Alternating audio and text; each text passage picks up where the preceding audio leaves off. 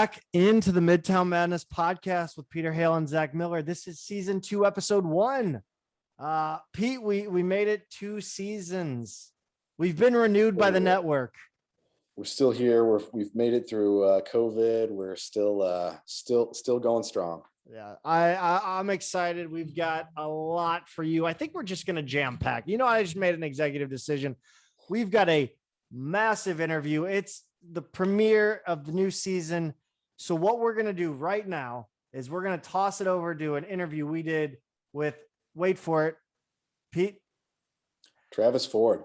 Yes. We interviewed Travis Ford, head coach of your St. Louis University Billikens.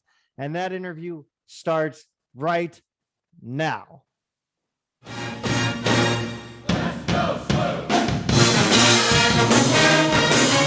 All right, Billiken fans, we're welcoming into the Midtown Madness podcast our first big Hollywood star to the show, best known for playing Danny O'Grady in the Wayans brother comedy, The Sixth Man.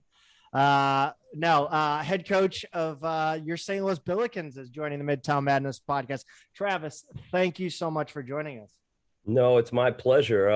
I tell you, I've listened to you guys on quite a few times. I was wondering what I did to upset you that I never really was able to get on. Had a lot of my assistants and different people on them, but I'm just trying to put me in my place, I guess. So, but I'm excited to be on here, guys. No question. You guys, first of all, thank you for all that you guys do. Your support and your love for the Billikens is great. It's really what all this is about, to have fun and but really, I've been excited to get on here.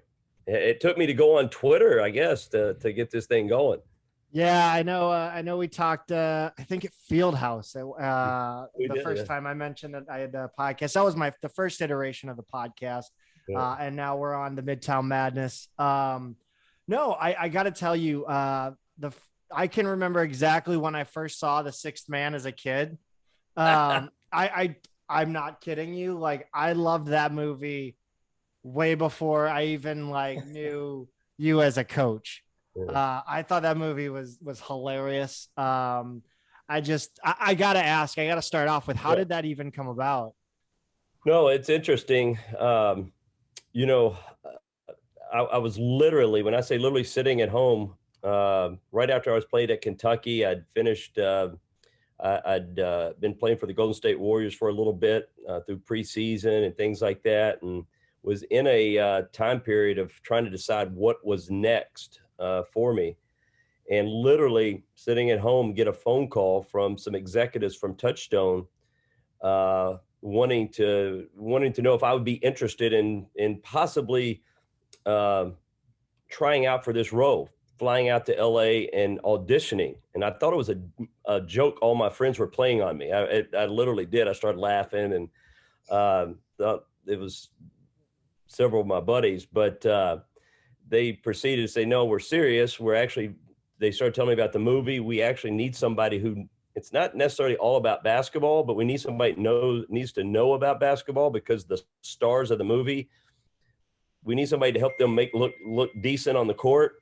And my name kept coming up somehow out there, and they said, so we thought we'd give you a call. So long story short, they flew me out, and I was picked up from a guy at the airport who was an acting coach. He takes me to a park in LA, and we start reading these. I have no clue any of this. We start reading these lines over and over again, and we sit there and go over this thing for like 3-4 hours. And I could tell that things weren't going too well, that he's like, yeah, I don't know how this is going to go.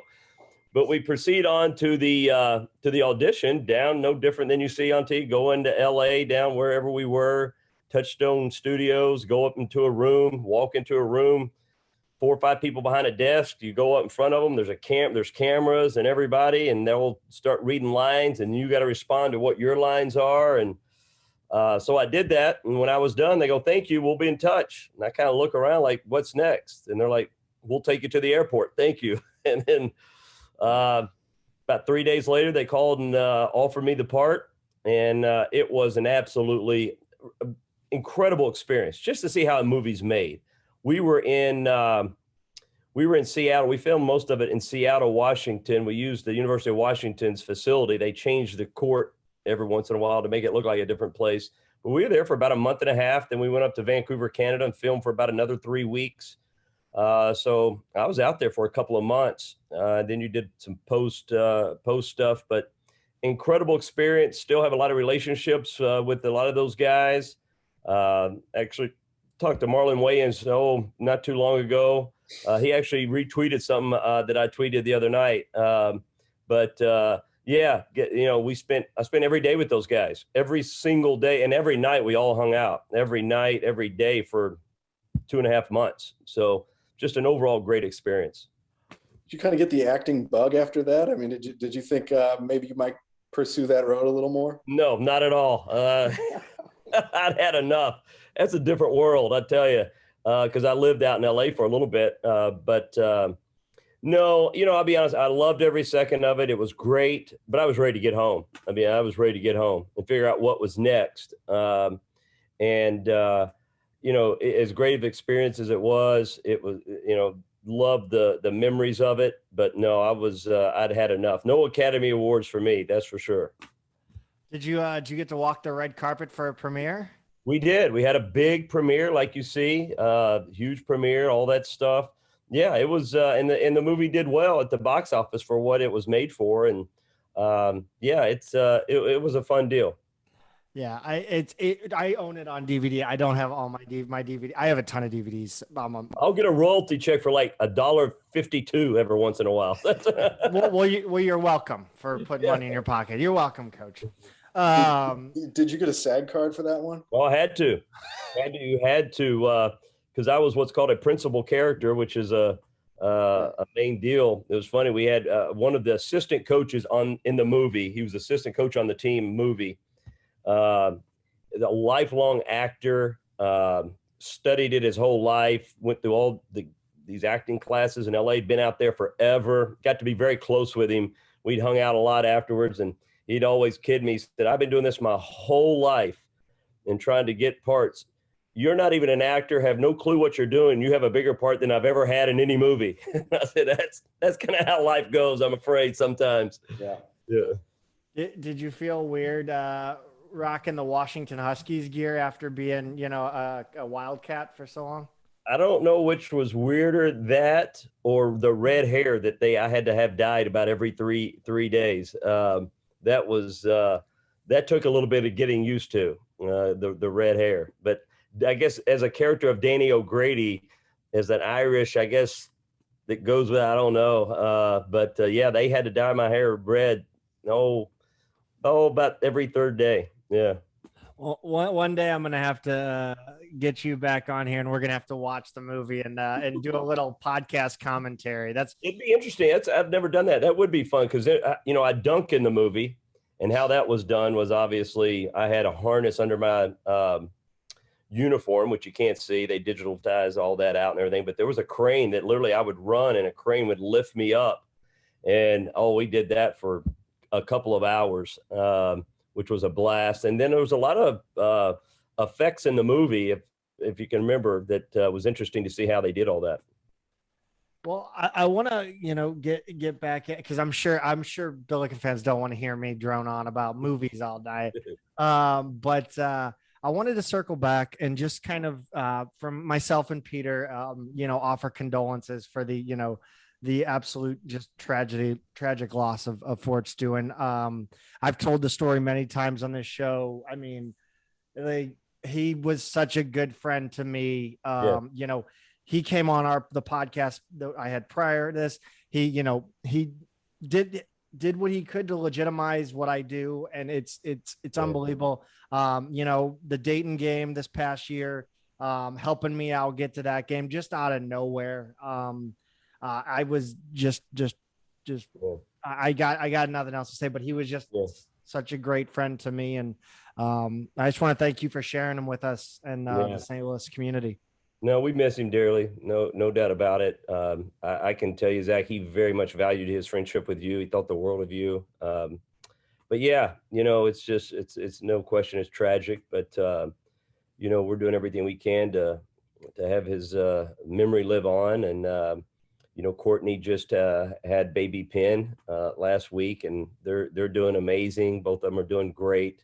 Good. Such a blessing. But no, there's not a day that goes by that I don't miss him, that we all don't miss him. And just an amazing person. You talk about how he valued relationships and things that he did was just incredible, just in every way. And yeah, it's tough. There's no doubt. It's been some tough times, and but Ford got a lot done in 29 years. He did. He got a lot done, and I've said it a lot. God had a plan for him to live 29 years, and God put him in position to get a lot done in those 29. And but yeah, we miss him, and we're going to honor him in a lot of different ways.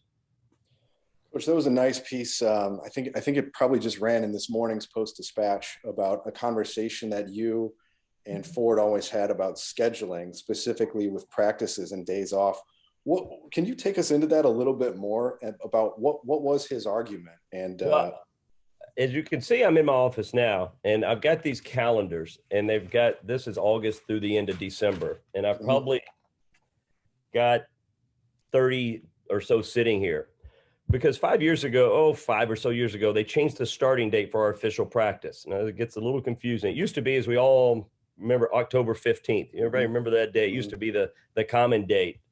Well, 5 or 6 years ago, whatever it was, they started a rule that says you can start now 42 days. You go from your first game, and then you got to take 12 days off out of those 42. So we go all the way back to 42, figure out what that first official date could be for us. In the first year or so, I would go, because I like to go 3 or 4 or 5 days in a row and then take days off. For the first couple of years, I took 4 or 5 days practice, 2 days off, 4 or 5 days practice, 2 days off, and that was that deal. And then after a couple of years, Ford came in and said, I just don't think the 2 days off back to back is serving us very well. And I said, well, why do you think that? He said, well, when you take 2 days off, when you come back that practice after those 2 days, you just think about how bad they always are. They're terrible. So it's almost like taking 3 days off. Mm-hmm. And, we would sit around and argue. I'd give my side of why I like to go 4 or 5 days and all that, because if you only take 1 day off, you can maybe get in 3 days in a row. That's the most. And I said, I don't feel like I'm developing enough habits for our guys in just 2 or 3 days. So I tried it. I think it was the year we went to the NCAA tournament. And he said, I told you it would pay off at the end of the year. And so as I was filling these out the other day and going through and I have so many calendars because I go through so many different scenarios. I have every scenario you can possibly imagine.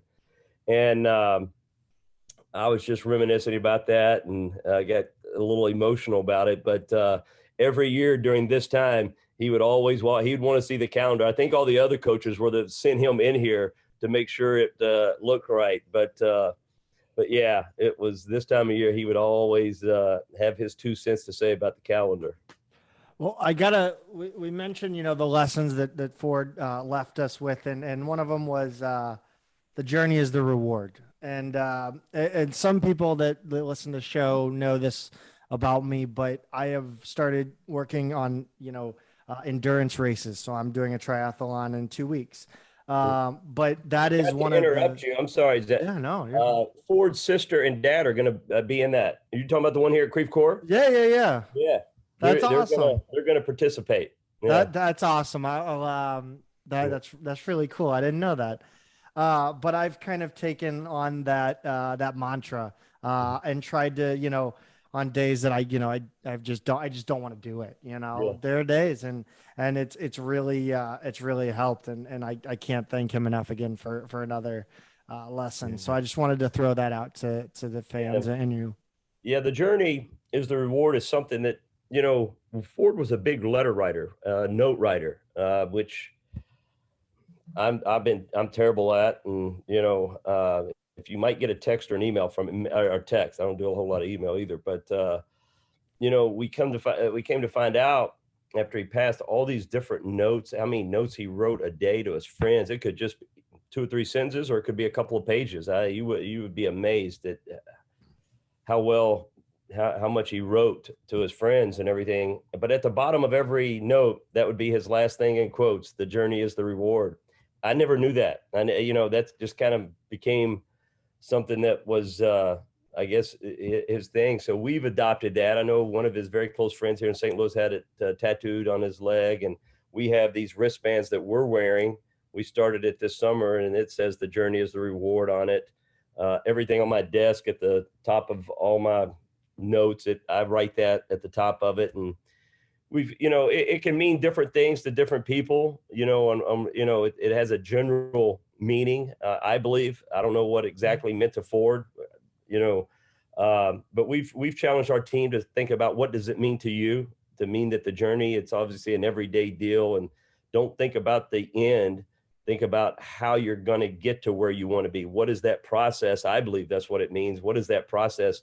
And it goes back to, I think, because that's who he was on a daily basis. He was culturing relationships and everything. And it wasn't about the end. It was about the process for him. And so, yeah, that's just one of the things will be our theme this year. And our mantra is "The journey is the reward." And we'll talk about it almost every day, probably.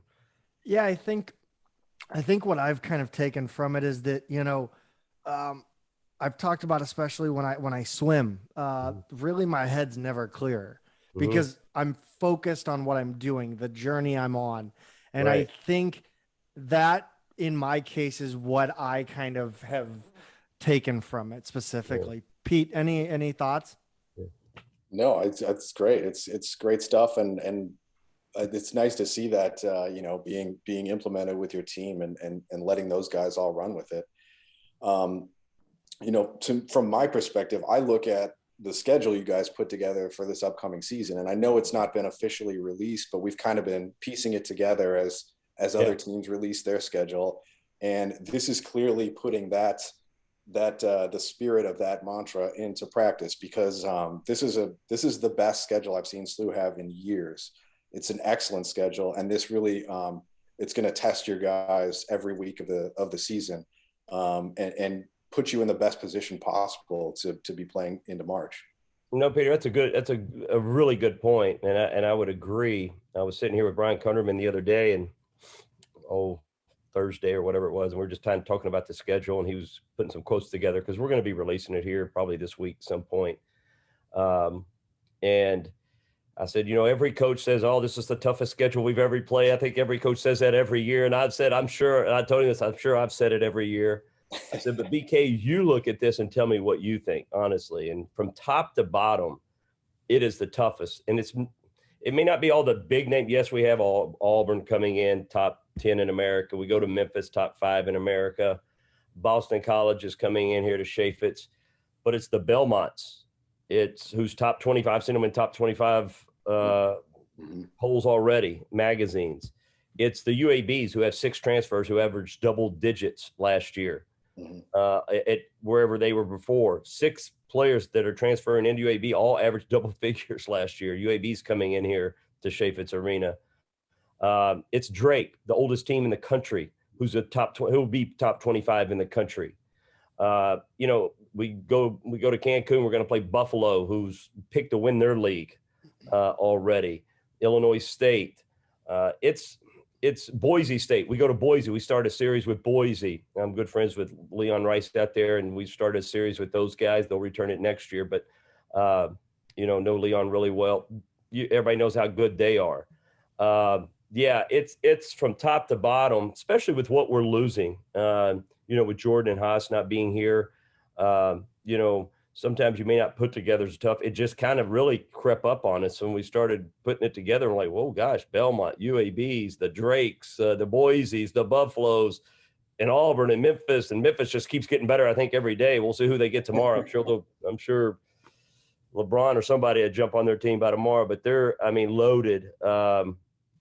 It is really, really going to be a great challenging schedule for our team. I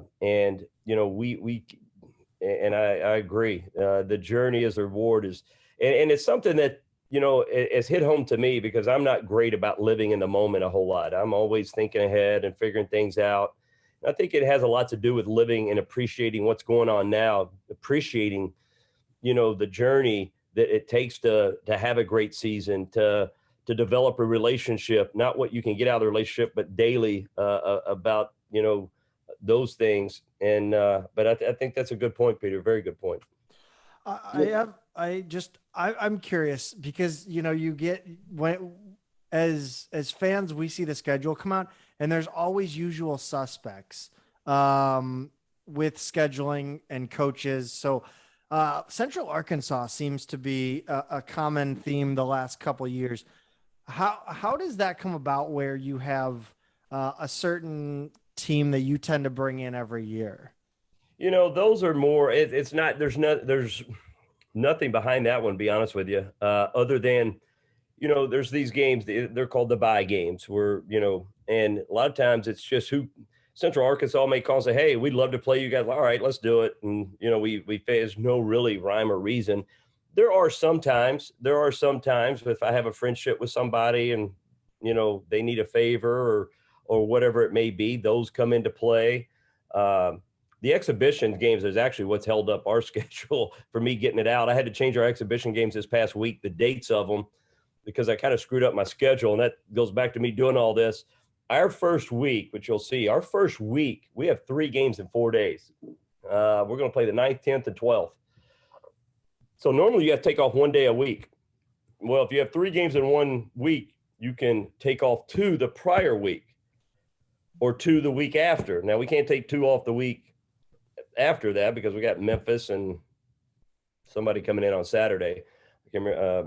And so I had to go back, and I'm taking 2 days off the week before those 3 games. So I had to move some exhibition games back, and they were great. We did it, and it's done. Our schedule is completed. We just, I got to let everybody else know I changed the exhibition game. So, and I did that Friday.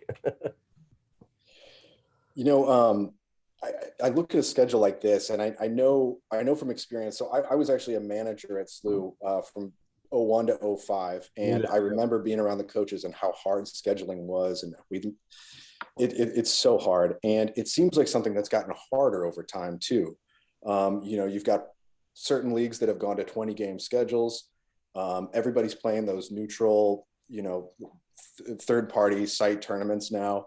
What do you think some of the other scheduling challenges a program like SLU has, and how do you guys navigate that and put something together like this? It's one of the hardest things we do. It is. I want to say there's not a science to it, but there is a little bit of a science to it to an extent. And it's so important. It's such an important piece. It is really an important piece. You've got to balance it based on your team a little bit, but then you're balancing it to try to have an at-large type schedule that you want at the end of the year that's strong enough to support that. And we're at a point now where it is difficult. It's very difficult to get games for some of the reasons you said. Some of these Power 5 schools, they're playing 20. Most of them are playing 20 game schedules, most of them. And then they have built-in challenges with the ACC and Big East, and you go through that. Then they're playing in an MTE, and they only have a very few, non-conference games even available, and they're just going to buy people to come in. They don't want to come, they're not dying to come to Chaffetz Arena and do it. So you got to really, really, really work at it. You got to timing, people always want to talk about scheduling. We want to play a lot of people, but a lot of things got to fall into place. First of all, they got to want to play you. Second of all, you got to have the dates available. You got to come to us. We might want to play somebody, and this happens all the time, that we've agreed to play, but we can't find a date. They don't have our dates. We don't have their dates. You can start trying to change things around a little bit. And, we do that sometimes, and sometimes it works, sometimes it doesn't. But it is one of the most difficult things that we do. It is very difficult, and as hard as it is, you should have seen us last year during the COVID season. Oh my gosh, when our whole schedule got changed, what was it? Beginning of October or something, where it just scratched the whole thing, and we were in here till I don't know what time at night every day calling, and everybody was doing it. Everybody's calling everybody. Everybody starts playing these games. Yeah, we might have that date. We don't know. And then we'll hear that they're talking to somebody else about the same date. And we all play the game. I mean, we do it too. Everybody plays the game when it comes to scheduling, but it's hard. It's difficult, very difficult. I want to key in because you're talking about, finding a common date, and I want to key in on Memphis. And I know a lot of Billiken fans were really pumped up about this going into last season when it was originally scheduled. Mm-hmm. And when they announced it was going to be on a weeknight, there was a little bit of disappointment. Obviously, we're not going to get as many Billiken fans in there as we'd like to. Was it a focus to try to get it on a weekend and it just didn't work out, or how did that go? No, it's always a focus. We always try the bigger games. This year, Auburn's on a Saturday, Boston College is on a Saturday, UAB. 3 straight Saturdays in a row are going to be incredible. And actually, Belmont's in the middle during the week. One of those 4 games at home are going to be incredible games at home. Mm-hmm. It's always an emphasis. But what always happens, usually, like we're going to Memphis this coming year, this year, we're going to Memphis this year, and it's on a Tuesday night. So the odds of them coming back and playing us on a weekend are probably nil to none, because they're going to say, well, we didn't play you. And that we do the same thing. When we go other places, we don't want to play on the weekend when we know we're a big draw for somebody. So it's there's always gamemanship played when it comes to scheduling. But we're going there on a Tuesday night, I believe, early in the year. And we haven't got the exact date for our game, but I can promise you it probably won't be on a Saturday, unfortunately. You mentioned the craziness of a COVID season last year. What kind of restrictions do you have around practices, road games, anything this year? Is there still some of that around? Well, we're waiting to see. As we all know, and things right now don't seem to be getting a whole lot better. Probably going the other direction. We take. I tell you, and I don't say this lightly. We've been very fortunate in that our leadership's been incredible. Chris May, how he led us through that, and the time and effort it took, and the relationships he had built to not just manage it, do it the right way, but take every precaution and keep all the players and coaches and staff and everybody. It was incredible what Chris has done. It's the behind the scenes things, guys. You as you probably can't imagine, it is just it's wild. But we take a lot of, and same thing with Fred Postello, running our university has been great, doing the best job we all possibly can. We take most of our mandates from the city. City basically tells us what we can and can't do. And, right now, I really don't know what the upcoming season, I haven't heard, those type things. We are back into, our locker room, which we weren't in our locker room for, almost 16 months or so. We're back in our locker room, but our whole team's vaccinated and everything, and staff and everybody. We're practicing as normal right now, but I think it's way too early to even guess what I'm hoping it's full go. And that means things have gotten better probably, and hopefully things do get better, that we can have a packed Chaifetz Arena, but I have no idea what it looks like right now. You just announced some new additions to the squad, and overall there's 4 players coming in. Lacina Traore, DeAndre Jones, Rashad Williams, and Jordan Nesbitt. First of all, I'm curious, with a guy Lacina Traore who signs so late in the game, how does a signing like that come about? Yeah, we lost an inside presence that we'd had late in the summer in Jimmy Bell. And so we needed some inside depth, basically. We needed some just depth. And it's hard late to find big guys. It's really, really difficult. So you get on the phone, start making phone calls, trying to figure out, who is available out there and things like that. Found out about him. He was he played for a friend of mine, Lauren Jackson at Victory Rock, who I've known for a long time, who Ford actually played for at IMG. And that's how I kind of got to know Lauren. And Lauren does a great job of developing players, an incredible coach at developing players. And we'd heard about him. So I called Lauren and he told me all about the young man, that he was available and he was looking at some different schools. And we kind of told him about our situation and things like that. And luckily things have worked out. He's a young player, but he's big, he's strong, he's physical, a little raw offensively. But he can compete every day defensively, rebounding and practice and everything. He's really exactly what we were looking for, and hopefully he'll continue to develop and get better. But the last 3 to 4 weeks of our workouts, when it was only Francis Okoro and Martin in practice, those two were wearing themselves out. So we had to go find a little bit more depth. And the same thing with DeAndre, a little bit. It was more depth. Really, Yuri, if you look at our team, Yuri's the only true point guard on the team. Jordan Nesbitt played some this summer for us. Rashad Williams played some this summer for us. Fred played a little bit. When you're scrimmaging with two teams, obviously Yuri ran one team, and then it was either Rashad or Jordan or Fred or somebody ran that team. So, and they did a good job. But when we found the opportunity to add DeAndre, and we knew a lot about DeAndre, and he gave, I think, Phil Forte and those guys like 38 last year. So he was really singing his praises. When we saw the opportunity to grab him as a veteran guard who shot 53% from the 3-point line last year, before he got hurt, man, we felt great about it. Felt really good about adding that piece as well.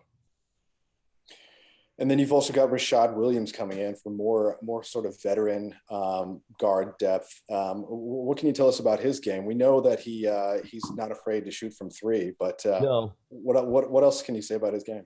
No, he's not afraid to shoot it. You can see his stats, and he's had some huge nights against some big time teams. What's impressed me there's several things that impressed me about Rashad, because he's been here with us all summer. He and Jordan Nesbitt have been here all summer. He's more than just a scorer. And I basically thought that's all he was, just a volume shooter. He is he fits our mentality. He is a tough soccer man. He is strong, physical, really, really built, like Fred Thatch built. I mean, he is strong, high competitive nature about him, very competitive. But he's more than just a scorer, especially when we said, hey, I'm going to have you play point today, which he really hadn't done much of. Really worked hard at it, tried to understand that mentality, and we worked with him and showed some signs of being able to do that. Really good passer, even though he can shoot, really good passer. We think he can be a really elite defender because of his physicality and his strength. And yes, he can get hot. There's days in practice he can get hot and make some crazy shots. When he gets hot, like, it's fun when you start in a practice, he'll get hot. JP gets in one of his moods and gets hot, and then Gibson things just start flying, and I'm upset with the defense, but it's really usually just incredible offense when these guys get hot. You mentioned Javonte, and I think one of the bigger pieces of news and that's come out of your guys' camp is his transformation. What can you tell us about his transformation with his body and his game over the summer? Well, after our last game against Mississippi State in the NIT, I gave the guys off about 2 weeks, I think it was, and we started our postseason workouts. It was about 2.5 weeks, almost 3 weeks. And those lasted for about 4 or 5 weeks until May 10th or something, or whatever the date was. But I didn't allow Javonte to participate in any of those. He did not get on the court, not one single time during one postseason workout. Didn't allow it. Because two things. I said, first of all, you're going to gain weight, you're going to get healthy, and you're going to get stronger. We're not going to waste you coming out here and playing every day. These postseason workouts are not about that. We kind of know what you can do, Javonte. I need you to get stronger, and I need you to get healthy. People have no idea how banged up he was the last 8 to 10 games of our season last year. Extremely banged up. And, we got him healthy. He gained, I bet, 20 pounds of strength. Every single person that saw him that hadn't seen him for a while, that's all they talk about. Oh my gosh, they don't even recognize him. At first, they didn't even recognize him. He's gotten thick. I mean, really strong. And he embraced those. He took those about 2 to 3 months that all we concentrated on was just getting him healthy, picking up some strength. And he took that to heart. It worked. Now he's gone through all the summer workouts. It's been great. But that was the next step for him to have, in order to play at the next level, which he'll have a chance. It's about strength and being able to play through contact and balance for him, not just a strength. Now he's got to work on his balance and things like that, playing through contact and different things like that. And this strength, I think, is definitely going to help him. Not to bring any bad, juju in, but like when then let's don't do that. Then no. I was just, I'm with you. I don't want any of that either. So my question was in general that when a player goes through a transformation like that and adds strength, is there any worry that it alters their mechanics? And how do you work through that? Oh, I was really concerned because his first 2 or 3, 4 practices in the summertime weren't that good at all. And he knew that he wasn't playing very well. And it was more about probably a little rust because his first workout with us, he probably hadn't played in 3 months. Let's see, our last game was March. So April, May, June. Yeah, about 3 months, almost 4. And that all ended in after about 4 or 5 practices. Things got back to normal very, very quickly because this team in general, more than any team I've coached that I can remember, improved on a daily basis, literally in front of you. You could see it every day. We did something better on Tuesday than we did on Monday. And then on Wednesday, we were a little bit better than we were on Tuesday.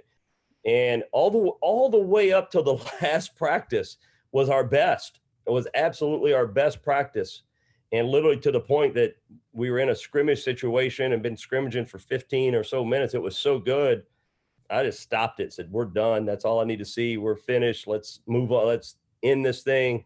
Great summer workouts, but they improved every day. And that last workout, gosh, JP was at high level. I mean, does stuff. I mean, really high. And I've coached some good players doing some things that we're hoping, why do you stay for another year to see things like he's doing to have a chance at the next level. And he knew that. He was smart enough to realize it. It was fun to watch. So I'm hearing a lot of, when you talk about this team, it sounds like there's a lot of, especially at guard, depth, scoring, versatility. This roster was really built around Goodwin and French for 4 seasons. And those guys were defense, rebounding, toughness. It sounds like just a totally different roster here. And even though you've got a lot of guys coming back, the makeup of this team is different because those guys are gone. Are you having to kind of just rethink completely how you're going to play offensively and defensively with those two gone? Well, it's interesting because even I found myself the first 3, 4 practices without Jordan and Haas that this is a little strange. It's a little weird. These guys have been such a staple for 4 years every day, and they have a big presence about them. Forget about their numbers and their score. I mean, they just have a presence about them. And like you said, everybody, even on our own team, knew this was their team. Everybody knew. Everybody just kind of followed, especially Jordan, because he had that presence. Everybody just kind of followed Jordan. Jordan was by far the loudest in practice. He led emotionally. He led, he had such a major presence in our locker room, on the court, everything that we did. And Haas was such a physical player, no question. And I've addressed it many times with our team that let's not sit here and think, let's not deny that we're missing some pieces. So we're going to have to, some guys are going to make up for this, especially the mentality part that Jordan brought. And we've had some guys, it's been very evident to see them say, all right, I'm going to take this role. It's been fun to watch. Especially at Yuri, who's very quiet. You guys that know Yuri, been around Yuri. Yuri's traditionally very, very quiet.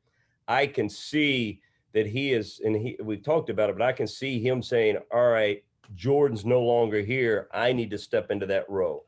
Fred has done it, and different guys on different days, but we're not going to necessarily change the way we play because, all the coaches, and I believe this too, we have a lot more playmakers than we've ever had. There's a lot of playmakers out there. Rashad Williams is a playmaker. Yuri's a playmaker. Jordan Nesbitt's a playmaker. JP can play make. I mean, we got a lot of guys that are driving and kicking and moving. The ball seems to be really, especially the last practice, it was the bet. The ball was just really moving. Guys were getting shots. And so we probably have more playmakers than we've ever had, on our team, and the ability to score from multiple guys. You look at a guy like Jordan. Jordan scored in pretty much every way. A lot of offensive rebounding, free throw line, could make threes, mid-range, different things like that. So we got to be able to make up for a few of those. The biggest thing from those two, you look at it, those two led us in rebounding. So we got to find we got to make up for that, in the rebounding department, because those two were two of the better rebounders in the country, especially Jordan at his size. So we did rebounding drills almost every day, just to implement the mentality. And usually you don't do that in the summertime. But no, we're not going to change. I still want a physical presence. I still want to, we need to be a tough-minded team. I think we'll probably score more points, just because I think we can score easier than we have. Scoring has come, difficult at times. Even the way Jordan got his 14, we were talking about this just Friday, maybe, as a staff. Even Jordan's points, 15, usually they were hard points. They were hard to get. I mean, nothing came easy. But that's just how he played, and he's playing great. He's going to have a chance to make it right now.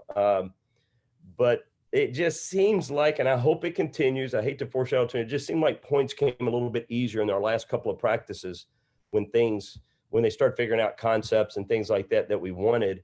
But absolutely, I think it took everybody, coaches, players, and everybody, 3 or 4 practices to realize, all right, Jordan and Haas aren't out here anymore, because we all know how many touches Haas got.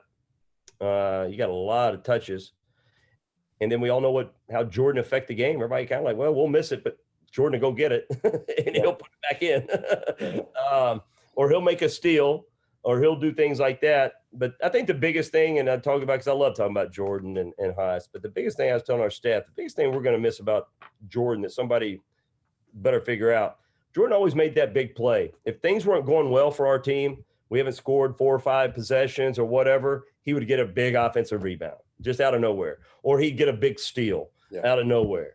And I said, he had that ability when things weren't going well, he could change the game just by his mentality. So, we're going to have somebody pick up that for sure. I always joked that Jordan Goodwin was the worst scorer I've ever seen. You look at, guys that put in 20 points a game, and they don't look like Jordan Goodwin's 20 points. No, nobody can. You mentioned Phil Forte, and I want to circle back to that. Your staff additions over the summer. You had Phil Forte, which was we talked to him and got his kind of how it all went down. I want to talk about development. He did say I was still the best shooter on the staff, right? He didn't come up. But I'll shoot that straight. He doesn't need to be taking any. No, he usually tries to say he's the best shooter on the staff. That's still not true. He's third behind me, Tate, and then Forte. Tate, talk to us about that. Tell us about that. We got to hear about that, because we love behind the scenes stuff. So Tate's a good shooter. Oh, he's a great shooter. He's a really good shooter. Yeah. Really, with range too. With range, he can definitely shoot it. Now, neither one of us are going to go out there and play any one-on-one or anything right now. But we can stand still, put us in the corner, it's going down, or stand us at the top of the key. I like our chances. Nice. Devel Roby is back in the fold. He's a guy you didn't recruit. You kind of came in, and He was on your team. What is it about DeVell that just you like about him and you decided to bring him back? Well, I think DeVell, obviously, like you said, he's not somebody that I coached for several years or anything, but we developed a really strong relationship. DeVell really helped me through those first couple of years here, really helped me as a coach. Just he'd been here. He helped me a lot in a lot of ways. Forget about on the court stuff, but I just respected DeVell and how he went about his business every day, took care of his classwork. I never, ever not once had to bring DeVell Roby into my office for something he did wrong. Never, ever. Took care of his business. And that's what I was told when I got here. And I talked to everybody down the hallways, and especially Chris May and Janet Oberly and those people. Tell me about DeVell Roby. Tell me about Elliott. Well, I want to know. I want to hear what they had to say. And then I'll form my own opinion after getting to know them. But every one of them was like, DeVell Roby, you're going to love him. He's very accountable. He's come a long way since he's been here at SLU. He understands the importance of academics. And, even when DeVell was done playing last couple of weeks out of the season, when the season was ending, he didn't want to go overseas and play. He wanted to get into coaching. He didn't want to he wanted to get straight into it. But if you remember, he finished the season really strong. I don't know if y'all remember that. He had a 30-something point game somewhere. And all the things changed real fast. I think I might play now, which I think is a great thing. You got to get it out of your system, and you got to go overseas and see some, other countries and experience all that. But, DeVell needs to move, and he realizes that he needs to move on and for what's next in his career and in his life and figure that out. He's going to be a great coach if that's what he wants to be. Being a GA allows you that. Is this something it allows you to get your grad classes and get your masters and things like that. But it also allows you to figure out, is this something I really want to do? I've had GAs after a year or so, like, no, I didn't realize y'all did all this every single day. I didn't realize you're in here 23 hours a day. And this is usually players because they come and go, they don't see all the other stuff. But he'll get an idea of, is this something I want to do? And he's got the personality, the knowledge. He's great at relationships. He'll be a great coach if he wants to. Everybody here always said he'd be a great administrator if that's what he wanted to do. But the support he's got here on this campus from everybody is amazing. And that's one of the reasons I wanted to bring him back. I talked to him about, hey, this is here if you want it. I think it would be great for you if you want to do it. And then, he took a week or so and said, yeah, I think I need to move forward and, figure out what's next. What can you tell us about the other GA you hired this year? Is he somebody you recruited back at OSU? I did. I signed Thomas DeZagua at Oklahoma State. He was part of my last recruiting class, but I didn't ever coach him. And I got to know Thomas, obviously, through the recruiting process, him and his family. His dad's a very successful coach in Tampa. Coached a lot of great players. He comes from definitely a basketball background. And, I followed his career at Oklahoma State, had an incredible career, one of the top three-point shooters in the country.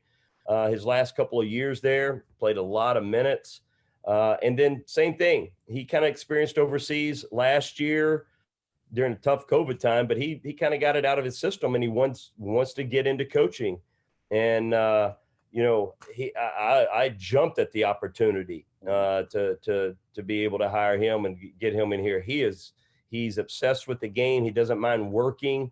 Again, I like, guys that, who made themselves players. Thomas made himself a player. DeVell made himself a player. And, he's going to be a very successful coach, but it's great to have him. Both those guys have hit the ground running, done a great job for us. Right. You brought in, people love to work with you. I mean, even what, it's kind of crazy. You've got the strength and conditioning coach coming over that you worked with at Oklahoma State. What can fans expect? I know fans were definitely a little disheartened to hear about Rob Hornet leaving. Yeah. What can you tell us about the new gentleman in the role? Well, obviously, Jay Manselman I worked with for 8 years at Oklahoma State. He had been there when I got there, and he'd been at Oklahoma State. He finished up after 16 years, and he's come to us. But he was there 16 years. He is considered probably one of the top 2 or 3 strength and conditioning coaches in basketball there is. Anybody will tell you that. He's big time. I mean, I can't say enough about him. Rob did a terrific job with our guys. I got a lot of respect for Rob.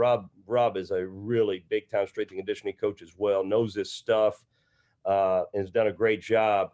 But, and for us to be able to get, Jake Manselman, obviously he first guy, I wanted to call and just say, hey man, is there any, so we talked about it before when I left a little bit, because we developed a really good relationship. And, I think it was time for him for a change. He was ready. And we feel very lucky, very fortunate. But yeah, I think anybody you talk to in that business will tell you he's considered one of the best there is in basketball. And he's going to be great with our guys and get our guys in incredible shape. And, we feel very, very fortunate. And I'm excited to have, a great coach, but also a friend, a guy that I work with every day. That's great. It seems like there's been just an atmosphere of just tremendous change in the game in the last couple of years. I know a lot of that's COVID related, but there's a lot of other things going on too. One of these rule changes is name, image, and likeness. And I guess we're kind of wondering, how much has that particular rule change affected your day to day? Is that something you prefer to delegate out, or have you had to really educate yourself on it and get involved? Yeah, and I'm still educating myself. It's not, we're still very new. I think we're figuring it out. Our players are figuring it out. It hasn't been anything different right now. I think we've had a couple. Fred Thatch put on a camp, did some things, which is great. I went back to his hometown, put on a camp. I know some different people have contacted me, bank, and different people wanting to talk to a couple players and things like that, which I have no issue with, but I haven't seen it be a problem. I think that's where I had a couple of things. I'm all for it. I think, all these athletes deserve more. But I was concerned about, first of all, the locker room a little bit. It was a concern of mine when you start hearing about this a couple of years ago, and you start thinking, in a locker room, how one guy may have this, one guy may not have, and that's a concern that I was worried about a little bit. And the other was the time constraint. Some of these guys realizing, hey, you need to be in the gym. They're here shooting a commercial or something, or whatever it may be. I haven't seen that yet. I hope it doesn't get to that. But I think we're all still trying to wrap our arms around this and figure out what all this means and things like that, or how it's going to play out. I think we all kind of understand what it is, but how's this really going to play out? But yeah, I think it's pretty cool that some of these guys have opportunities, or will have opportunities in front of them. I think that's pretty cool. We talked a little bit with Phil about this, and I put this question to Phil, I think, and I don't remember if Peter asked me about it or Carter Chapley asked me about it, but I wanted to pose it to you. What concern do you have regarding, maybe unsavory characters taking advantage of college kids trying to make a little extra coin on the side? You get kind of, street agents, but, the local guy that's kind of hanging around the gym all the time. And, Right. you know what I mean? Is there a concern there? Does the university have things in place to review these things and make sure that, the person's legit that they're dealing with? Yeah, it is a concern. We've talked about that extensively as a staff, because I do foresee people coming in and trying to be the go-between between a player and a company, or a player and somebody, and saying, well, I can help you get this, or I can help you get that, and whatever it may be. It's a concern. We haven't quite seen it yet, but I think that could be coming as a different avenue, that some people might try to get into that business. I think there's a need for it in a legitimate way. I think there's definitely a need for, for somebody to represent these guys in the right way. But you do, no different than, any business probably you're in. There's people that don't do it the right way, and there's people that do it the right way, whatever it may be. So I think, but it is a concern. We definitely are aware of that. Coach, I want to circle back to another player. speaking of players with opportunities, Jordan Goodwin is really getting his shot with the Washington Wizards. What can you tell us about where he stands now that Summer League has wrapped up? Are you talking to him regularly?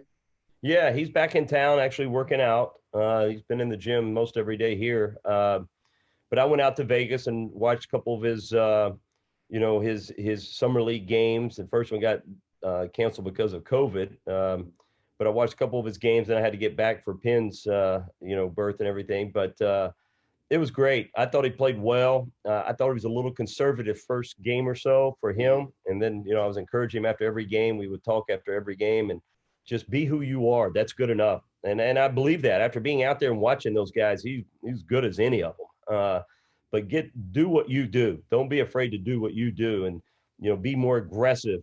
Make things happen with your defense. Get in there and rebound the ball.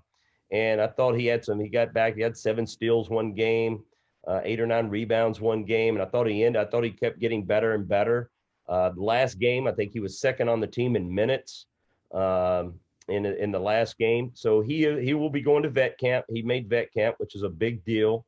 And we'll go from there. But I think he has a shot. It's we all know the different odds and things like that, but you got a shot. He made them recognize who he is, and that's what I kept telling him. You gotta give them a reason to keep you around. Give them a reason to keep you around, man.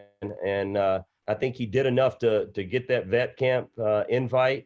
And now when you go to vet camp, do everything you can for them not to want to see you go. And he's the type player that's like that.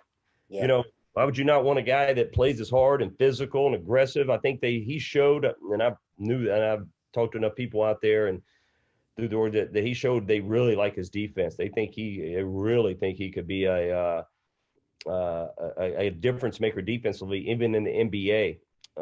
So I told him, you need to run with that, man. You need to run with that. Show him, hey, you need me here for 5-10 minutes a game, maybe, to guard somebody. And we'll see. We're obviously all pulling for him. One of my obsessions with Billiken Athletics, besides Billiken Athletics in general, is the gear you guys wear. I love seeing the new gear every year. I collect whatever I can find out there. And one of the indelible marks for us people that are obsessed with that sector of it is Ford Stewart and how he brought this cool practice gear, the shoot, all this stuff.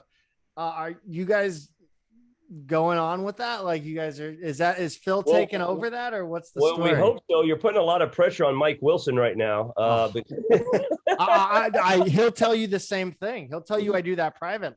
I'm with you. We all know Ford was a gear guru. He was innovative. He loved it. He was creative. Even his own wardrobe, he was dressed to the nines, but he was very creative. And he took a lot of pride in that. And I love it. But I think Mike Wilson's taken it over, and I think you'll see he'll do a great job. Dressed to the nines brings up another point. Are we going suits this year, or are we rocking polos? No, we're going suits, man. That's for Ford too, because Ford even through the COVID, every game, you sure we don't want to wear suits tonight? I'm like, no, there's nobody in the stands, Ford. There's nobody here. And the other coaches aren't going to have them on. He loved his suits. He was trying to get us to wear suits even through COVID when nobody was in the stands. But we will be in suits for, if no other reason, because that's what Ford would want us to do. That's awesome. What was the genesis of that decision among coaches? Because it seemed like it was kind of a ball rolling downhill of everybody started. If it was up to me, we'd be wearing sweatsuits out there. That's fine. I'm up for sweatsuits. I've told the people at Nike about that. I said, hey, you make a nice sweatsuit, I'll put our staff in it and we'll start a trend here. I'm all for a nice sweatsuit. We can go out there. But I don't know what, it just kind of transformed. There wasn't a phone call amongst all the coaches saying, hey, let's wear polos. I just think we all would have looked pretty silly with no one in the stands, and we're out there dressed. I think everybody just kind of agreed that, polos was the easy way to go. and then everybody kind of got comfortable in that. I know I did. I enjoyed it. Some people started going back to the suits when we started getting a few more people, but we kind of stuck with it. Whether it was because we started out 7-1, we're trying to find that mojo again. We were thinking the shirts might have been it and never could quite get it back. But no, it just kind of transformed on its own. It's interesting. We were talking about that not too long ago, that I don't remember how it came about. It wasn't a phone call or anything. Everybody just kind of did it. Yeah, it feels like everything kind of just went on the fly last season. Everybody trying to figure it out on their own. Yeah, it was weird. What do you think the biggest lesson you took from last year was? Just with all the shit that hit the fan. Oh, I don't even know where you start. There was so much because you were learning every day. There was something every day. I mean, every single day is like something. To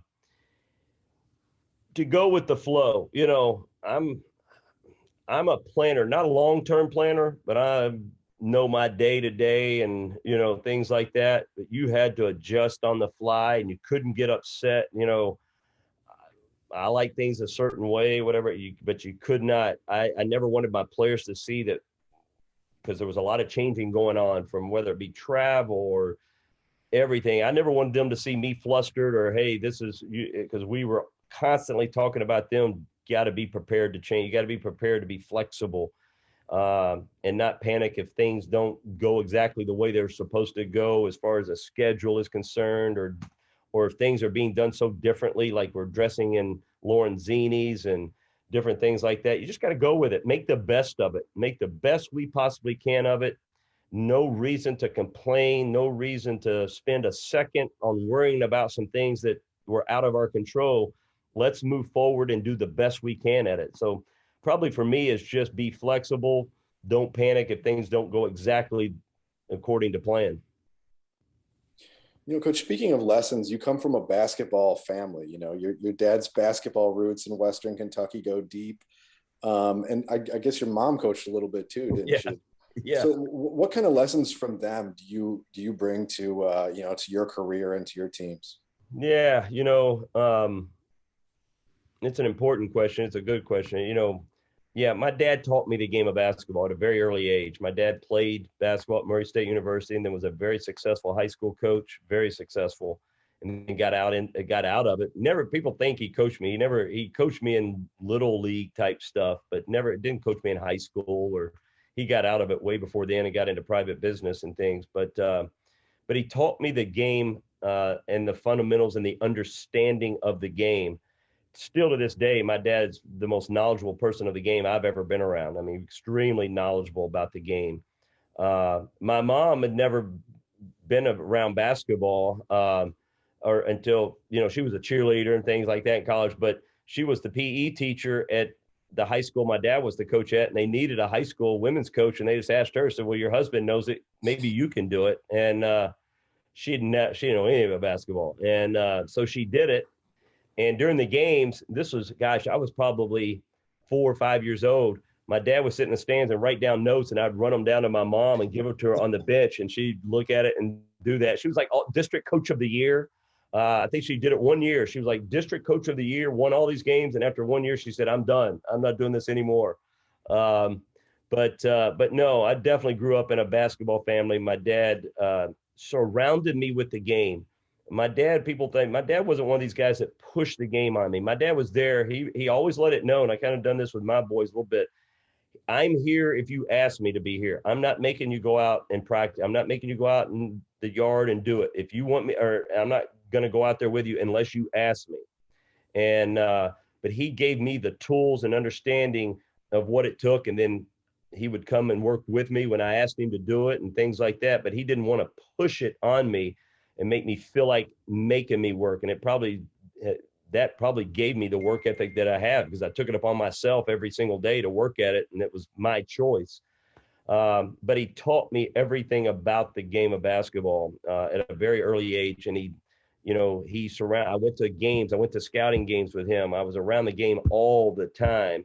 And I think that's what has helped me more than anything, is just being around the game my whole life. Has given me an understanding and a feel for the game that I use a lot, probably too much. I mean, I'll do a lot of things on just feel.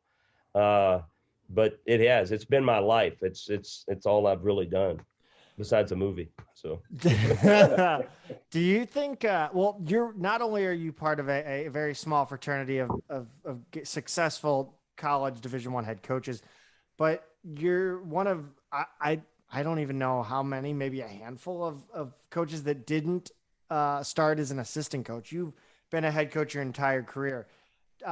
Obviously that you spent all that time with your dad and learning under him, but do you ever wish you would have taken maybe an assistant coach job and learned under an older coach? Or are you, I mean, obviously you're probably perfectly content that you've made it this far, but I mean, do you ever look back and think maybe there was something to learn?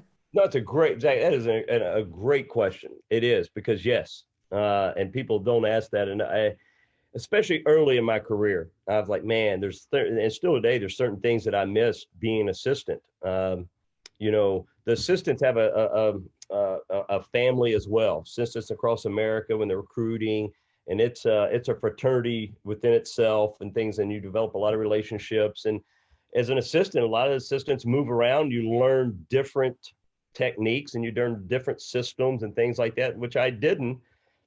You know, when I got into it, it was right after the movie deal. And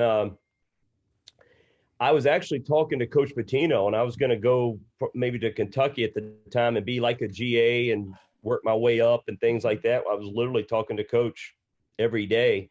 And I got a call from Campbellsville University, got a call from the president on my cell phone. I can remember it was one of my dad's actually big tournaments in Louisville in the summertime. And he called and he just introduced himself. Ken Winters was his name.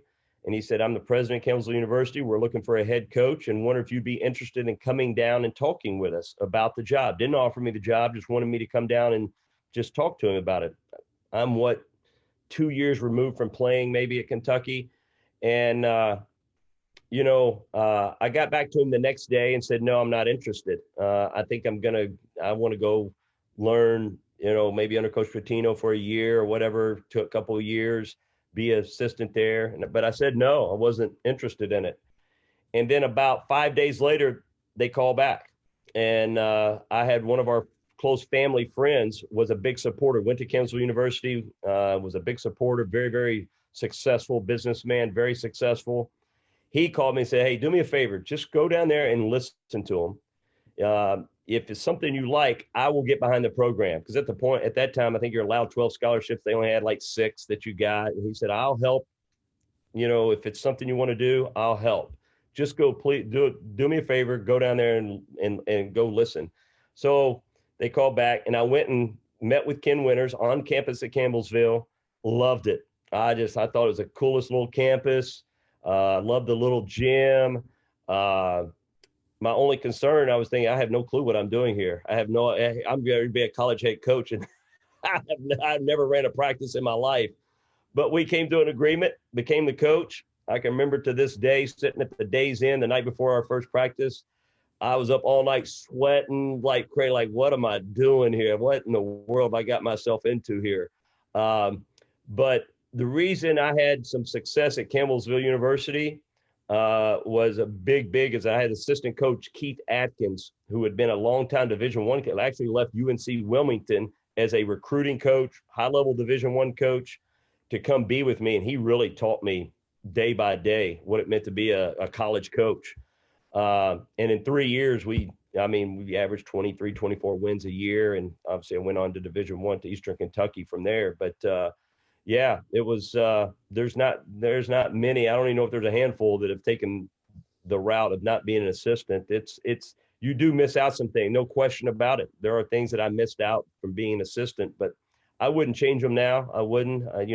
I've driven the bus at Campbellsville. I was the strength and conditioning coach at Campbellsville. I've done all that. Same thing at Eastern Kentucky, where I used to tell Ford all the time. I said, yeah, you're making a lot more than I made even as a Division I head coach. I came up as a head coach, but I paid my dues from driving the buses and things like that. You talk about driving buses. I mean, were you having flashbacks to Campbellsville and Olean? Yeah, what an episode. What an episode. That was a crazy, crazy deal. And that Ford was a big part of that as well, trying to figure that thing out. But yeah, that's one of those things you'll always remember. That's for sure. You got any crazy? We love crazy travel stories since the Ole and Oh, Ole. Do you got anything that rivals that from? It doesn't have to be from SLU. Anything that may rival that. No, we had when I played at Kentucky, we had some just like, and when I was at Kentucky, I think it was my junior year. For some reason at Kentucky, we took an old airplane. Everybody called it the Enola Gay or whatever. It was propellers on each side. It's a huge plane. And we never understood. Here we are at Kentucky, and we got pretty much the best of everything here. But we still took this old plane. When I got there, I couldn't believe it. And old plane. And for some reason, we always went the night before, always, to the game. For some reason, Coach Tino decided to go the day of the game to Georgia. The day of the game. We played that night, and he wanted to go on a Saturday morning, whatever, for whatever reason. I still don't know. We're heading down the runway Saturday morning, and the engine, we're literally almost at the end of the runway, and the engine just blows up. And so obviously they slam on the brakes, and we turn around and come back, and we have a game in 6-7 hours, whatever it is. So they start calling individual donors to get individual planes just to take us there.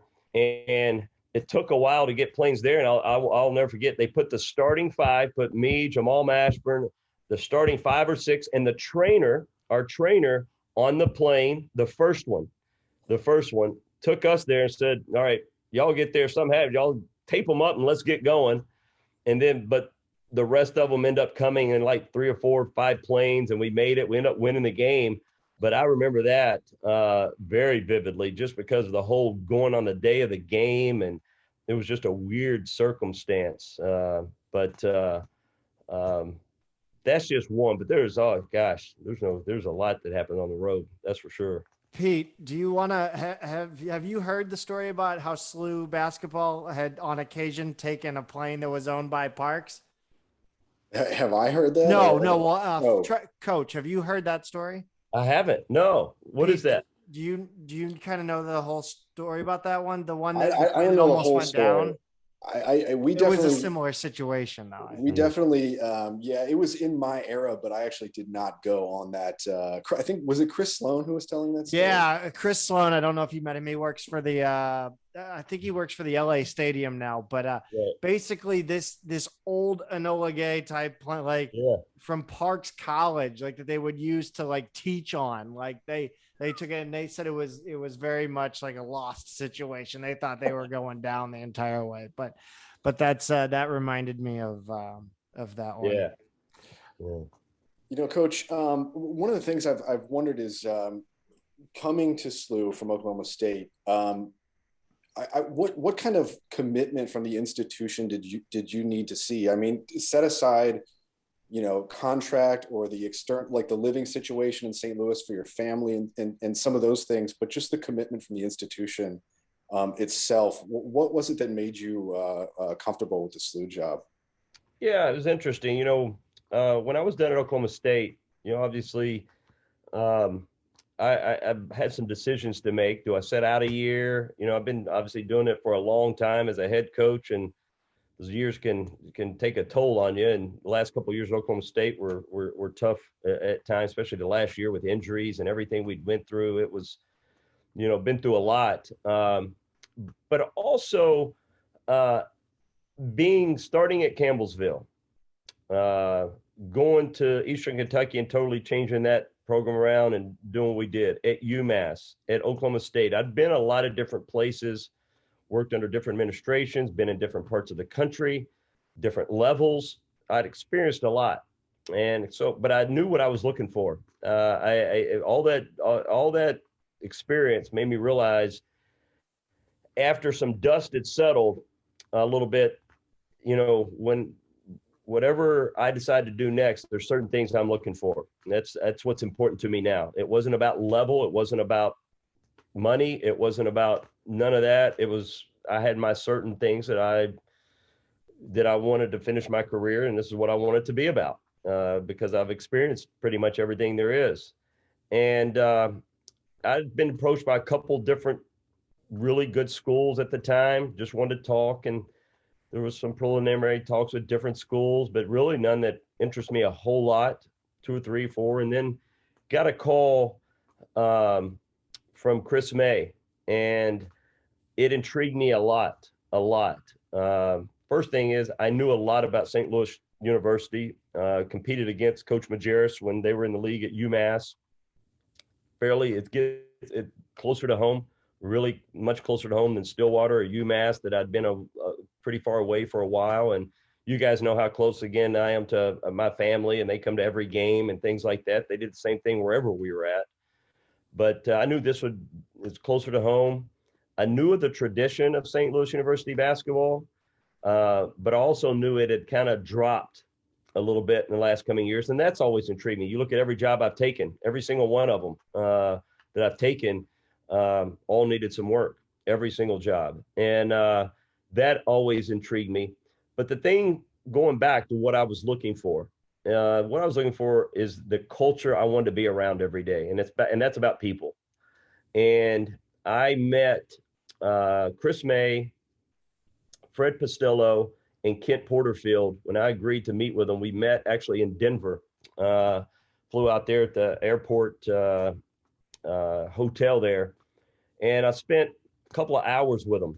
And at this point in time, I was talking to 2 to 3 other schools, but I wasn't really serious about that. And I was still in the back of my mind, do I want to take a year off and figure this out?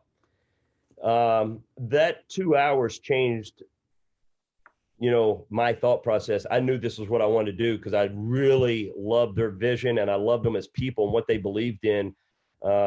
Yes, there was a commitment to that. Yes, that was important, but it's just their beliefs and their values and different things like that. It just hit dead on of what I was looking for to kind of finish my career out in a place I could go and be a part of something special and people appreciate it. And that's proven to be 100% true. Great people. I love the people I'm around every day. Chris May, Fred Pastello, the administration here, just great people. And that's what I was looking for. That the atmosphere and the culture it was so important to me. And that's, and it wasn't all about the commitment to basketball. It wasn't all about, what are you going to give it? We actually didn't talk a whole lot about that. I knew it was there. I knew it was there just by the things we were talking about. It was more about values, what was important to us, the culture, different things like that. And I left there very excited about the people I would be surrounded by. What about facilities? I don't know if you've really ever spent time in the building, but we used to, the West Pine gym is where we used to practice every day. It was the weight room, the offices, everything. Do you think if you had gone back to campus and kind of had to, look at that and go, wow, that's where I'm going to be every single day? That might have been a little tougher. I don't it doesn't hurt to have these facilities, but no, I've shared the story. The first time I was ever here, when we played here, when I was at UMass, we came and we practiced in West Pine gym. It was where we practiced, and can remember it like it was yesterday. And I think I even spoke at it maybe on my press conference. And we practiced, and my team went back to the hotel, and I walked back to the hotel through campus, through everything. And I remember telling one of my assistants who walked with me that if they only had an on-campus facility, this place would be ridiculous. This place would be crazy, because I didn't realize what a great campus, what a beautiful campus it was. Never been here as far as that was concerned, but I made that statement that even though they were, at that time they weren't getting great crowds down there, not like they did in Spoon's years and things like that. But they were still playing downtown and not filling up, not even close to what you needed. But I remember saying, man, if they had an on-campus facility, this place would be incredible. And, and I remember that when I was talking to Chris May and Dr. Costello and everybody about the job, that, I'd never been in Chaifetz Arena before, but I'd heard about it, and it's as good as it gets. But yeah, that was my first experience on campus, was practicing at West Pine. Congratulations on not having any players have stress fractures from that floor. So you made it out of there with no incident. You talk a lot about culture, and one of the the biggest part of the athletic department culture right now, and another coach who's big on culture is Katie Shields. Do you guys, do you and any of the other coaches get together and kind of, just talk about what you guys are doing and swap notes, or is that kind of something you guys just kind of keep it, just friendly outside? Does that make sense? Am I rambling? No. I think we all do it to an extent. We study each other probably from afar more than we do in a room. But Katie Shields, somebody who, gosh, she's a whole lot smarter than I am. She's incredible, and I've picked her brain and kind of studied some of the things she does from afar. She's really good. Lisa does a great job. Darren does a great. I can go down the line, especially us basketball. We share a lot. Lisa and I, and I'll stop through her practices and just sit and watch quietly. I'll sneak in. She'll do the same. Her assistants come to our practices and likewise. But I think I think we're all willing to share ideas and things like that all the time. I think that's pretty common. Well, I say it's common. It's not common everywhere. I can tell you that. Not all men and women's coaches get along and different things like that. We're very fortunate here that the culture here that Chris May has developed amongst all the coaches and everybody is different than pretty much anywhere I've been. He has done a great job of that. We meet as head coaches through all the quarantine. We had a standing Monday morning Zoom meeting amongst all the head coaches. We would share what's going on in our lives, what's going on with our teams, and we gained a lot of knowledge amongst each other of what was going on during that time. That was every Monday morning he had that. And that was a great thing. But no, I think you definitely share things. You get together maybe in the office or whatever, but I think a lot of it's done from afar more than anything. Coach, speaking of culture, I just want to wrap it up with a question about when you're putting a team together. What are the attributes, position aside, skill set aside, what are the attributes you're looking for in a player? It seems like you've built a really strong culture that, you have buy-in. You haven't had a whole lot of outgoing transfers, which says a lot in this era. So I'm wondering, what are those sort of intangible things that you are looking for in a player? Well, I think it's important. There's no guarantees because you don't get to spend enough time with recruits when you're recruiting them as much as you would like to really get to know somebody. But obviously, if we're recruiting a player, we know they're good enough at basketball. We wouldn't be recruiting them. We've checked on their academics, and we know where they stand academically. But my coaches hear me say a lot that I want to be around guys. I want to be around guys that I enjoy being around every day, because we are around each other every day. When everybody goes home for Christmas for 4 weeks on campus, we're here right on campus every single day. They get about 3 days off during Christmas, none last year. They'll get about 3 days off this year, but we're here every day. And I want to be around people that I enjoy being around. I want to be around players that have a positive outlook, and everybody's got a different personality. Not everybody has my personality, and there's guys much quieter than I am and everything. But it's important for me to be around good people, if that makes sense. And you don't always get it right. You don't always get it right. But guys that have kind of the same goals and ideas that we all have here, and that's just, we're going to put a lot into what we do every day, academically, on the court. We're going to get the most of every single day, and we're going to enjoy doing it. Doesn't mean there's not going to be bad days. Doesn't mean everything's going to go perfect. But we're going to enjoy the opportunity we have to represent St. Louis University every day. And it means a lot for me to have people around me that have that same idea. I don't like people around me, whether it be in our offices or different things like that are down in the dumps or negatives. I tell them I can be negative enough for everybody. So let's not, I want people who are upbeat, and same thing with my players. My players know we're walking down the hallway and we run into each other in the middle of the day and I say, how's it going? I want them to say, it's going great, coach. It may not be going so great, and we can talk about it if it's not, but we're pretty lucky to be able to be a part of this. And that's just my personality. And I'm a worker. I want guys that are not afraid to get after it. But we have fun doing it. My players know it's, I take my players' feedback a lot. My coaches know I don't have all the answers. I'm looking for, I'm not one of these coaches necessarily that it's my way or the highway. I'm not necessarily like that. I want to hear everybody's input. I want to hear my players' input. Now I'm going to make the final decision. I'm going to do those things, but it's a culture. It is a culture thing. I just want good people who are enjoying being here every day. And most of the time, I think we've gotten it right. Most of the time we've got really, really good guys on our team. They're great teammates to each other. They're fun to coach every day. They care about each other. They care about us as coaches. They know we care about them.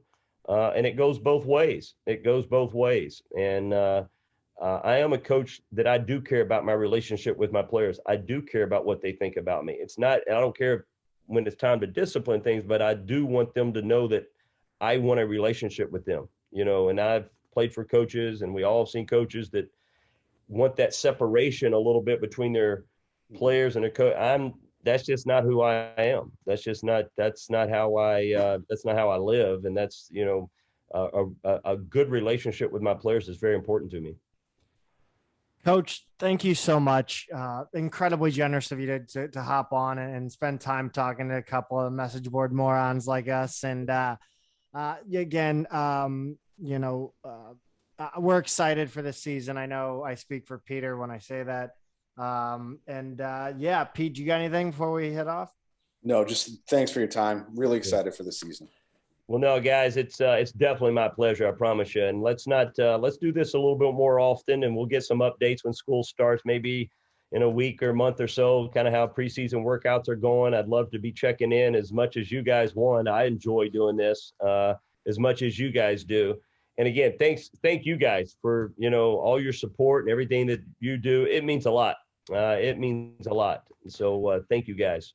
Yeah, and hopefully I'll get to link up with Ford's family at the starting line for sure. Yes. Sure. We'll get back on in the off season too with that podcast commentary on the Sixth Man. Let's do it. All right, Coach. You have a great evening. All right. Thanks, guys. Take care. I'll see you soon. Thanks, Coach.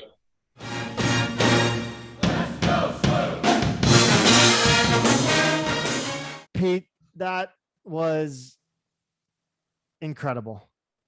Yeah, he could not have been any more generous with his time or his stories. He's a good sport, talking about his especially his movie experience, and had some good stuff in there. So that was a great time. Yeah, we got the Enola Gay story, which was great too. I thought that was funny, and he gets it. Like I said, we're just a couple of message board morons who have a passion and found a niche, and he wants to come on our show. Like that's, I got no words. Pete, you got anything? Because I can't. I got nothing. No, I mean it's exciting to have we talked a lot about culture in our talk with him, and just to have somebody who seems so focused on that every day, and he wants to keep engagement high, and he knows that we're out here just doing this for free because we love it, and that we have a small but loyal and growing audience, and it's an awesome thing to just have a core of fans who care this much about the program and just excited about the season, about the program. We're riding high on that interview, but I'm gonna have to bring us down a notch. We're about to talk some women's soccer. Wild news coming out of the women's soccer camp prior to these first two games. I had not heard this at all until after the first game, but some suspensions, some Yeah. 1-game suspensions, and apparently enough that they had to be spread over the first 2 games. I thought that was funny. Like Yeah, just yeah, we to can't field a team, so we're gonna right between those and I guess they had some injuries as well that they're kind of battling through. To have to spread those over the first 2 games, and unfortunately for them, they didn't have a couple of cupcakes to open the season. Yeah, and you add in Hannah Larson's injury, Anna Lawler's injury, and it just was it. I mean, look, with the amount of players that were suspended, I mean, it sounds like it was a freaking good party. Like that's my take. I have no inside information. I no longer have any friends that are students because I'm a 32-year-old man, and that would be weird. But as a person who knows, slew athletes in college, I would say a party sounds like a good bet. Yeah, 9 players for 1 game. It's not something that is anything we need to worry about people's character or the state of the program or anything like that. It sounds like they just did something dumb, and Yep. and they paid for it, and you move on, and that's all that you can do. And they moved on. They did. Unfortunately, that moving didn't include any soccer balls in the back of the net for them. They lose 1-0 to Xavier, and I believe that was on Tuesday night. Sonia Vargas scored on a counterattack goal in the 85th minute. And then this past, or actually right before we're recording this, they lost to Iowa 1-0 on a Kenzie Rolling 10-minute goal. Another counterattack goal. It seems like there's a bit of a trend going on with how we're being beaten. Yeah, like you texted me earlier, definitely something going on with transition defense just not being there. And I don't know how much of that to chalk up to personnel and especially who's not playing in either of these games. Obviously a different set of players for each. And I don't know how much of it is something that might truly be a weakness that they need to address. So definitely going to be keeping an eye on that in the coming games. Yeah, I turned on that Xavier game just in time for that goal. Legitimately pulled it up on my phone. They scored, and I said, "Well, that's enough of that." But yeah, it's going to be interesting in this game against Iowa. The Billikens had a great chance off a corner kick, a header hit, right at the upper 90 of the crossbar in the post, and unfortunately didn't find the net. It could have been a completely different game if that goes in. The Billikens, shorthanded as they were in 88-degree weather, may have been able to, reserve some of that energy that they had to kind of expend because they went down early and had to chase the game. Yeah, and it was kind of the same thing against Xavier. It's a cruel game. They had a great chance. I think it was late in the first half. Xavier's goalie made about as good a save as she could have, and that's another one where if you go up right before halftime, it's a completely different game. But unfortunately, in both games, things just did not break their way. We had a few exhibition. Well, first of all, women's soccer coming up. They will travel to Kansas on the 26th, 7 p.m. That'll be on ESPN Plus. The 29th, they head over for the return game of, I believe you'll remember them playing Illinois State at Lou Fuse last year. That'll be a 1 p.m. kick on the 29th, also on ESPN Plus. So hopefully they can turn around against Kansas. Hopefully they can find the scoring touch, because without Hannah Larson, they haven't scored since she tore her ACL. Yeah, she's definitely it's a big miss this year not to have her. So hopefully they can get healthy, get everybody back from suspension, and really start turning things around quickly. Men's soccer, we have exhibition play. They traveled up to Wisconsin and played 120 minutes, regardless of what the score was going to be, and they played to a 1-1 draw. Not, good result against a Wisconsin team that, I mean, they're a Big Ten team. So you gotta like that at least. They came home with a 2-1 win. It's an exhibition play, but it's against an NCAA tournament team, and the team picked to win the Missouri Valley this year. Yeah, and not just the team to win the Valley. I think when we looked at their schedule, after their schedule was released a couple months ago on this show, I think breaking it down, Missouri State was actually the highest ranked team that they're playing this season. Even though it's an exhibition, they were like number 12 or 11 in the net, or I don't know. Do they use net? Is it net now? Yeah, the net ratings for the NCAA tournament purposes. They use the goal rankings. Yeah. And then I think they're preseason number 12 this season. So it's a very, very legit team. And that's a great result. Upcoming home game on the 26th of this month.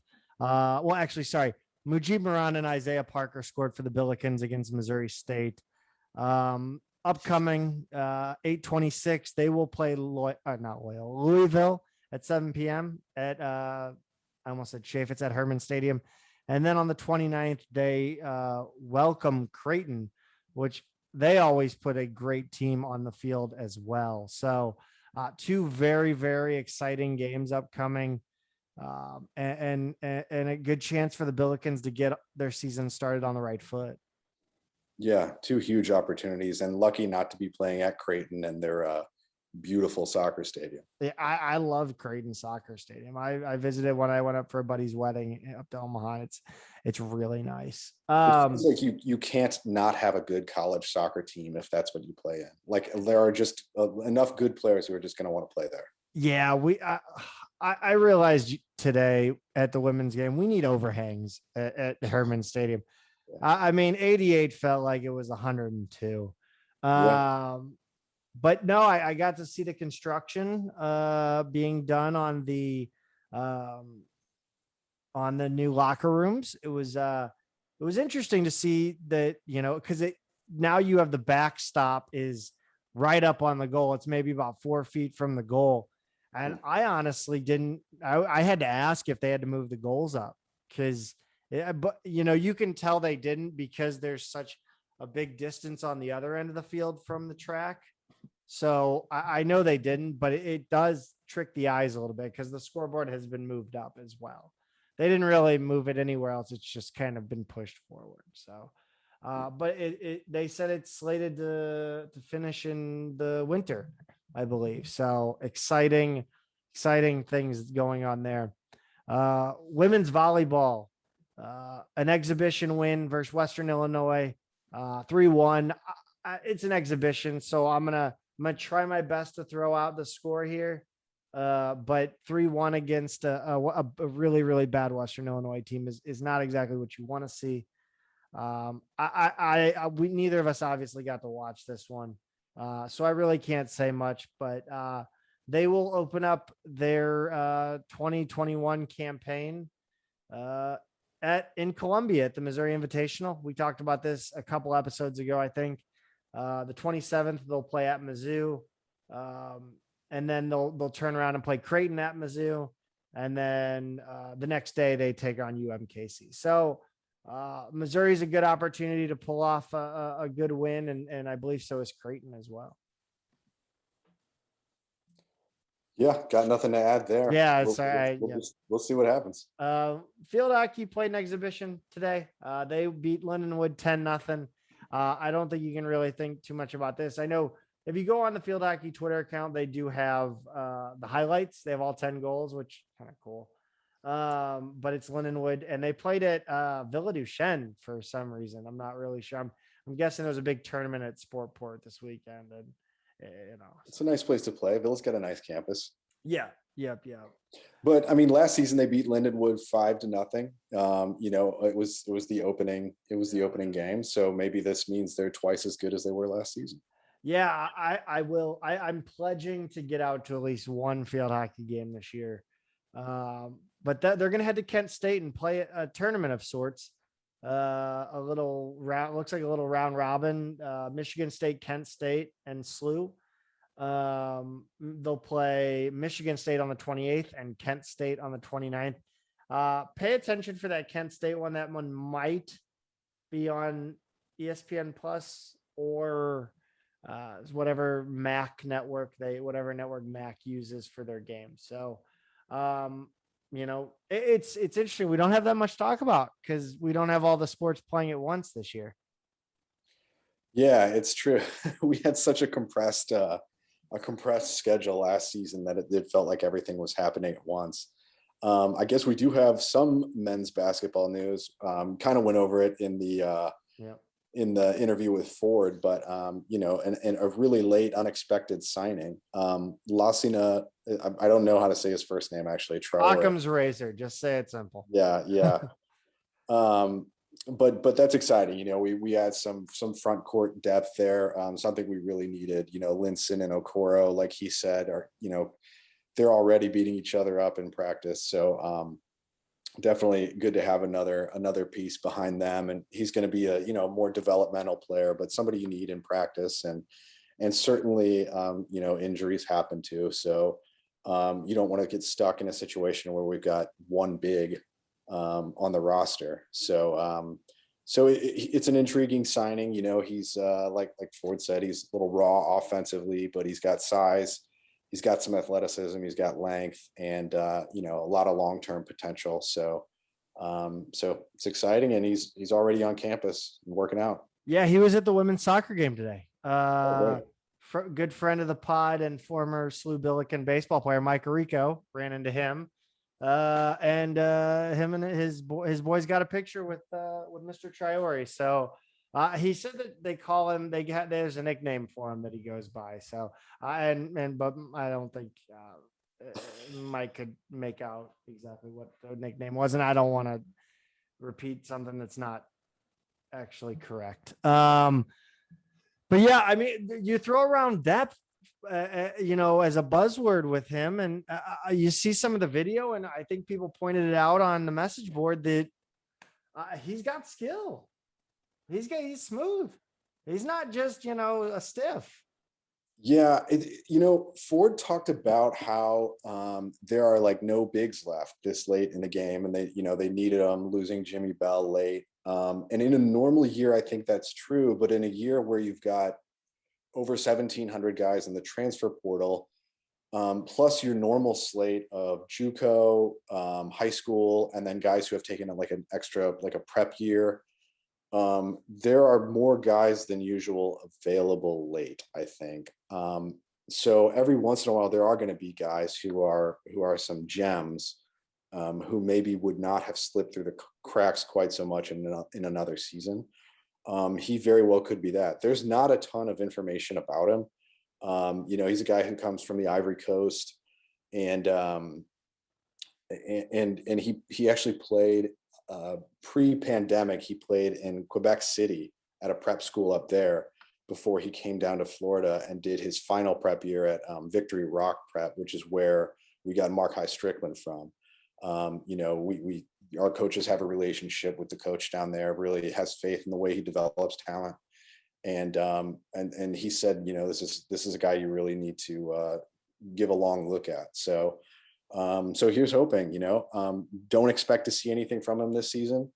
4 years. But What's yeah, what's his eligibility situation? Well, 4 years. Is he a 4 year? 4 years. Yeah, I did. 4 years. Yeah, so, I missed that. I've been on vacation, guys. Sorry. Yeah. No, because I kind of thought we were maybe going to end up with a JUCO big or something like that. I wasn't quite sure. So yeah, this is a full 4 year player. So a couple of years from now, if he develops, he could be special. Yeah, I think he's a little more game ready. I mean, obviously, like you said, we're not going to see much of him this season, but I think he is more game ready than Jimmy Bell might have been. Yeah, I think so. Yeah, and certainly just what they need in practice as well. So we absolutely need it.